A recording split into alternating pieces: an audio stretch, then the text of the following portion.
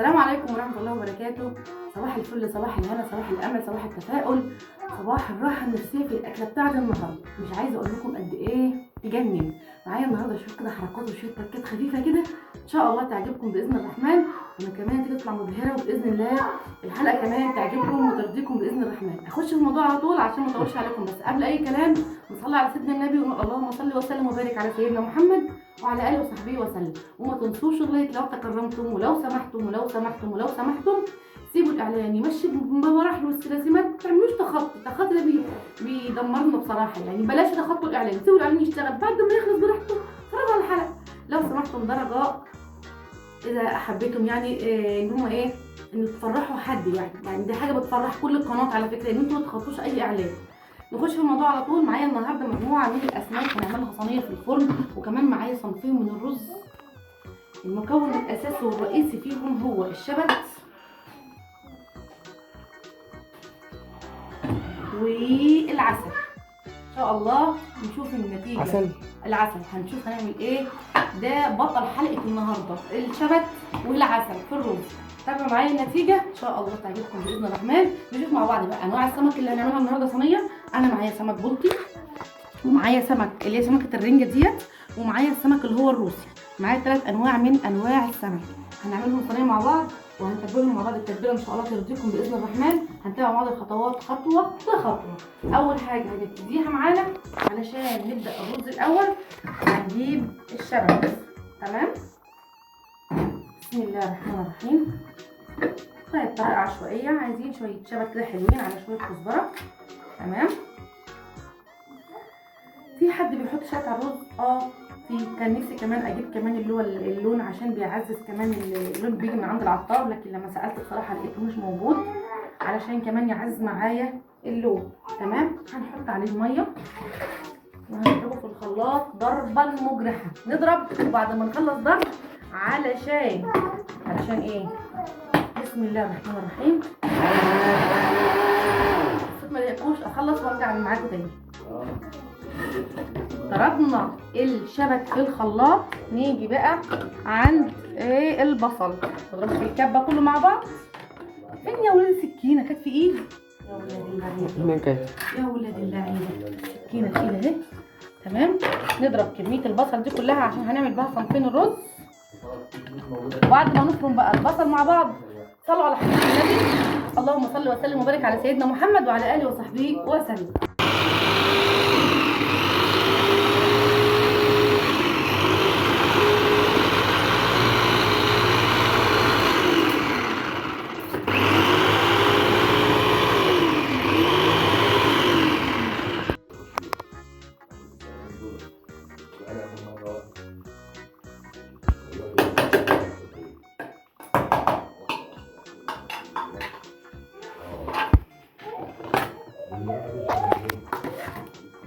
بدأت خلاص. مش تقول انت بدأت، انا في دماغي على فكره انت مش بادئ. مش عشان بس ما نطولش الفيديو عليهم. هو فرم البصل مش محتاج يعني ابتكار يعني ولا اختراع. فرمنا البصل وضربنا الشبت في الخلاط. نبدأ بقى نعمل مع بعض نوعين من الرز. هما 3 ولكن الثالث مش تبعي. تعالى معايا على النار. بسم الله الرحمن الرحيم. نبدأ ده النوع اللي مش تبعي.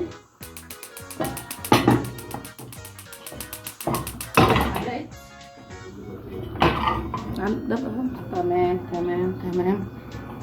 لا اله الا الله سيدنا نبينا محمد رسول الله. وادي نوع تاني. شوفوا قد ايه معايا كام نوع رز. لكن الرز ده مش تبعي، ده تبع خالته. عايزاني اعمل لها شويه رز حبايه وحبايه كده. تمام. ده تبعها خالته جايه ان شاء الله بالعباد. ماشي. معانا هنا بقى نوعين من الرز. يا رب يعجبوكم، وكمان النتيجه تعجبكم باذن الرحمن. يعني شويه زيت كده محترمين، ولاد ناس ربيين. يعني الزيت غالي انا عارفه، بس معلش يعني حاولي تظبطي اكلتك عشان ما يعني ما تضيعش منك على حاجه بسيطه. يعني ربنا يخليها على عباده، اللهم امين يا رب العالمين. هنا هحمر الرز معايا اهوت. اتاخرت عليا على التليفون، بعتذر لك اهو يا ستي اني اتاخرت عليكي، سامحيني. تمام. ارجع معايا ورا. هننزل هنا بكميه رز، بكميه بصل، انا اسفه، كميه بصل. تمام. تعمل رز بصل.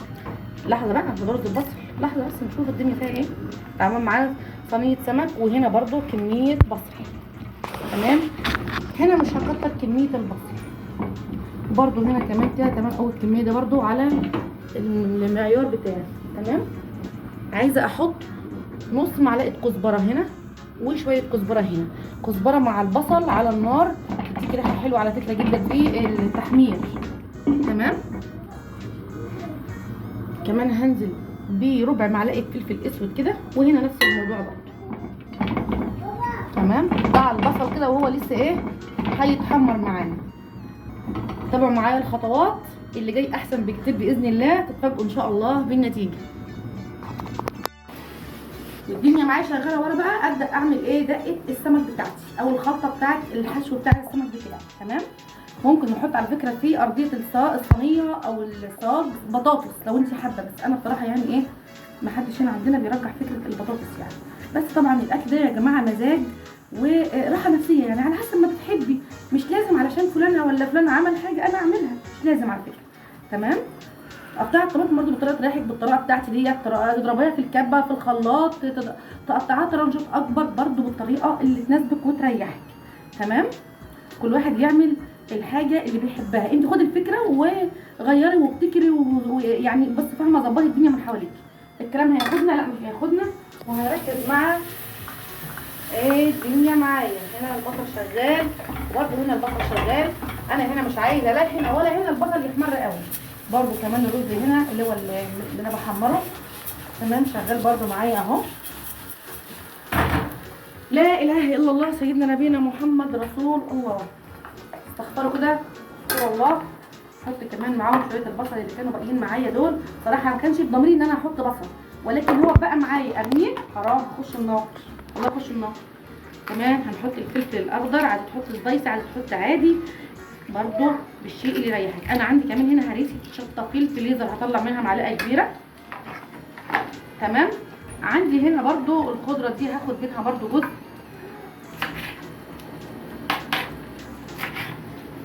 تمام.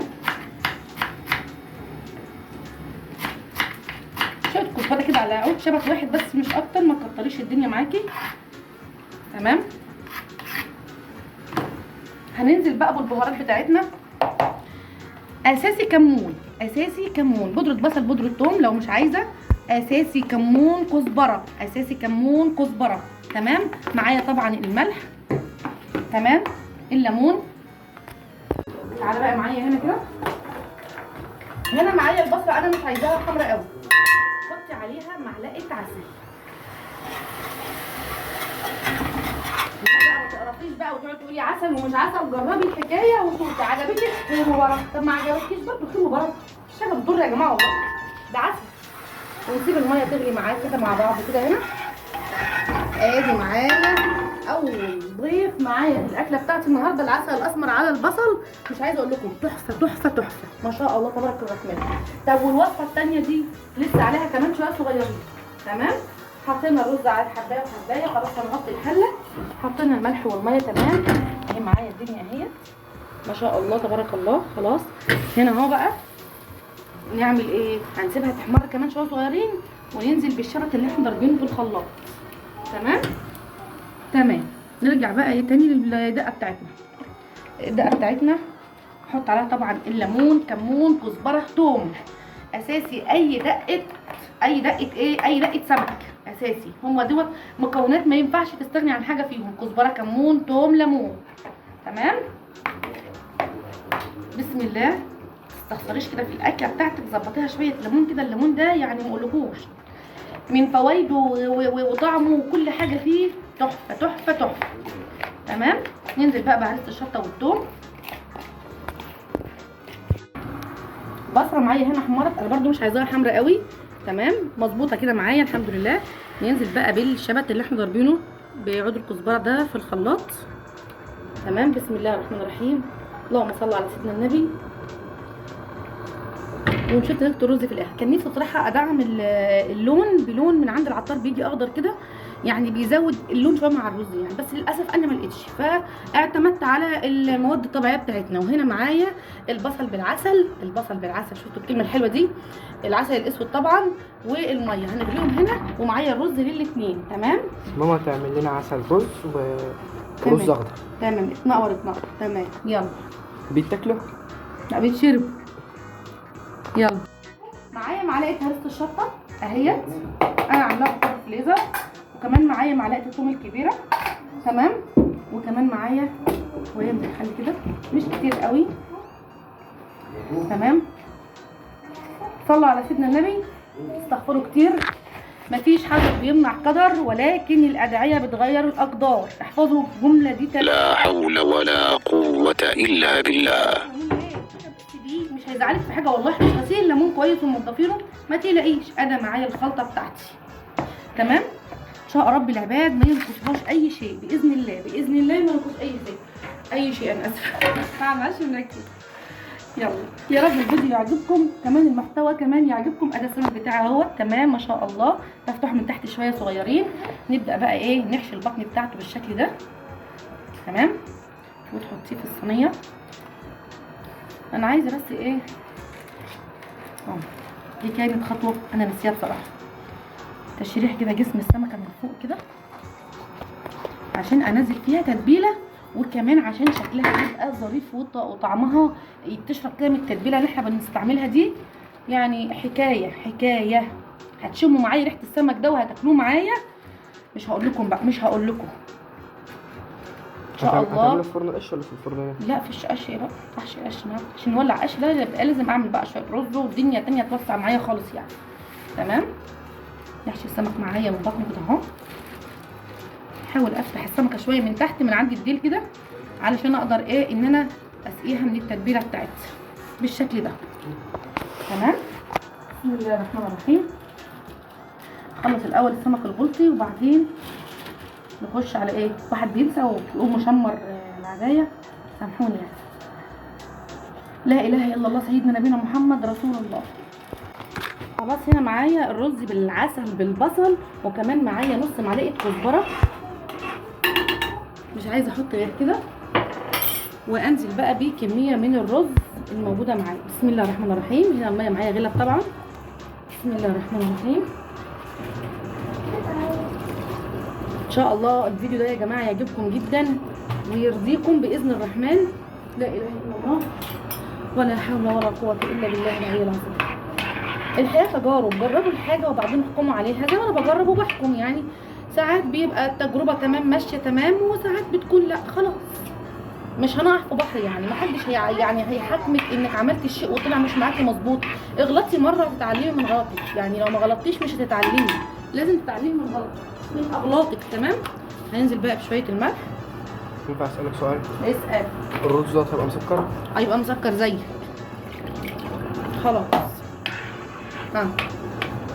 هنرد على الاستاذ اللي سال السؤال. لما الرز ده يتغرف ويتاكل منه معلقه قدام الكاميرا، خليه يدق قدام منكم عشان يعرفوا مسكر ولا لا.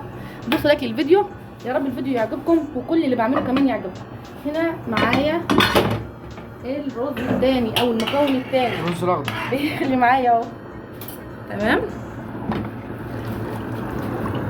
ننزل بقى هنا كده بالرز. بسم الله الرحمن الرحيم. اللهم صل على حضره النبي. ريحه العسل طلع وطعمه مش طالع. تمام. الرز يا جماعه تحفه طبعا، ده غير ان اصلا الشبت اللي احنا حاطينه وعود الكزبره ده فوائد كل الخضروات حلوه جدا جدا لنا. نزود بقى شويه ميه. خلاص حطينا الملح بتاعنا وظبطنا العقد بتاع الميه بتاعي. نغطي بقى عليه ونسيبه يستوي ونشوف ده ماشي تمام الحال. ربنا يكرم كده ويصلح الاحوال يا رب. نرجع بقى لتتبيله السمك بتاعتنا. ورجعنا مع حشوه السمك الظريفه اللي ريحتها وطعمها النبي اللي تاكلها يا اختي الدقه ديت بالمعلقه وانت واقفه. الصراحه ريحتها حلوه والله العظيم. ريحتها بصراحه يعني نفاذه جباره. محدش بيشكر في نفسه الا مين انتوا عارفين، بس بصراحه ريحتها حلوه جدا، لان كل اللي انت حطاه يعني ريحته حلوه. الخضره اللي انت حطاها، الثوم، الكمون، الملح، الخل، فاهمين؟ الدنيا دي كلها بتدي ريحه حلوه جدا، سبحان الله يعني. السمكه بقى هنكبره كده ان شاء الله يا جماعه. الفيديو يعجبكم، اتمنى من الله وعشم من الله كبير ان كل اللي بقدمه حتى ولو كان بسيط يعجبكم، حتى ولو كان مش اختراع ولا ابتكار برضه يعجبكم. ربنا يحسن ما بين ايدينا جميعا، قولوا امين يا رب العالمين. نفتح بس الفيديو شويه كمان معايا كده عشان ايه ادخل فيه جميع الحشو. صراحه النهارده دورنا على انواع سمك تانية عشان نجيبها، ولكن للاسف ما كانش موجود ولا متوفر في السوق غير الانواع دي بس. احنا جايبين من كل حاجه ايه يعني، هقول كيلو ونص بلطي، كيلو من ده، نص من ده، يعني مش ان انت جايبه بكميات، ولكن التنويع في الاكل حلو، واللي مش عايز ده ياخد ده، فاهمين؟ هي دي الفكره كلها. سامحوني لو انا بتكلم بسرعه او بتصرف معاكم بسرعه علشان ما اطولش عليكم الفيديو، وطبيعتي ان انا اصلا بتصرف بسرعه، يعني ما بعرفش اتصرف بالراحه، هي طبيعه عاده ده ما تفهموا عيب ما تفهموش بقى، يعني فاهمين؟ حركتي كلها اصلا وضع عادتنا السريه، حتى احلامي وطموحي برضه وضع عادتنا السريه، ولكن ربنا يعني اللي هو ما بيكونش غير اللي ربنا كاتبه يعني واللي مقدره. تمام. هنظبط بس الصينيه لما نخلص المحشي. اتفضل. تمام. نفرش بس بقيه الدقه دي كلها كده، وبعدين نرص السمك بتاعنا بالشكل ده. بسم الله الرحمن الرحيم. اتمنى من الله ان الفيديو يعجبكم، اتمنى من الله يعني. وان التعب ده ما يروحش على الارض، وان الامانه والله العظيم مش عارفين اقسم بالله انا بتعب قد ايه في التصوير في اللي انا بعمله ده كله. ولكن ربنا ما بيضيعش تعب حد تعبان او اجتهد ابدا، يعني دايما عندنا كده يقين ان ربنا باذن الله هيعوضنا كل الخير باذن الله. بس اهم حاجه محدش يتخطى الاعلانات. كانت ام زمان الله يرحمها وينور قبرها اللهم امين يا رب، تقول ايه بقى بعد الصبر بقى. امها كانت بتقول الكلمه الله يرحمها، هي ستي انا جدتي، وامي كانت تقول لي بعد الصبر جبر، وانا مقتنعه بكلمتها بعد الصبر ايه؟ بعد الصبر جبر. تمام. ارش بقى على وش السمك ده شويه زيت كده. السمك معايا انتهى على كل طيب وكل خير. نملي بس ايه وشه شويه زيت كده خفيفه كده بس علشان يديني قرمشه حلوه بس خلاص. اقطع بس شرايح طماطم كده فوق السمك، لان هم هنا ولادي بيحبوها جدا، يحبوا ياكلوها يعني. كمان انت بقى معايا في اللي حصل بايه ركز كده ويصلح حاجه. تمام. حطينا طبعا الزيت على وش السمك. انزلي بقى كمان بعصره الليمون دي كمان، عصريك كده ليمونه 2، ما تستخسريش، خليك جدع. تمام. وتسيبي القشر كده تاخديها عليه. شوف الليمونه دي بتدي طعم وبتدي مزاج. انت قلت لي في ايه؟ قلت لي المواد الايه؟ الاحماض ايه مالها بقى؟ الاحماض لما تتحط على الاكل او السلطه بتساعد على الهضم. بتساعد على الهضم. والله يا جماعه مش متاكده من المعلومه، ولكن هو عشان بيدرس في الحاجات ديت فاكيد هو ايه معلومته سليمه وصحيحه 100%. تمام. بسم الله الرحمن الرحيم. كمان معايا نص واحده اهي. والله ما تسيبك ابدا. عالي يا شيخ، ظبط لي الدنيا كده. السمك الورا ديت ما حدش ظلمت. والله لا غرقها يا ابني اهي. ما بحبش اظلم حد ابدا، او مظلوم السمكه ابدا، ما تظلميش خلاص. ادي معايا صينيه السمك نزل بيت مش تتاكل طريه. ادي الرز اللي بالعسل والبصل، وهدوقه لكم قدام الكاميرا عشان ما حدش بقى ايه يفتكس. وادي الرز الاخضر اللي بالشبت. ايه رايكم بقى؟ كمان نطلع مع بعض صينيه السمك اللي ريحتها قلب الشارع كله. بسم الله ما شاء الله، ريحتها قلب الشارع كله. طبعا انا مش محروقه، ده ناشفه منشفاها جدا علشان هم عايزينها ناشفه قوي السمكه. مش عارفه بقى اوصل لكم الريحه زي ما هو الشكل كمان موجود. جهزنا مع بعض السلطه، وادي كمان البتنجان اللي احنا شاويينه بالطحينه. تمام. بسم الله ما شاء الله تبارك الرحمن، حاجه تحفه والله العظيم، حاجه وهم.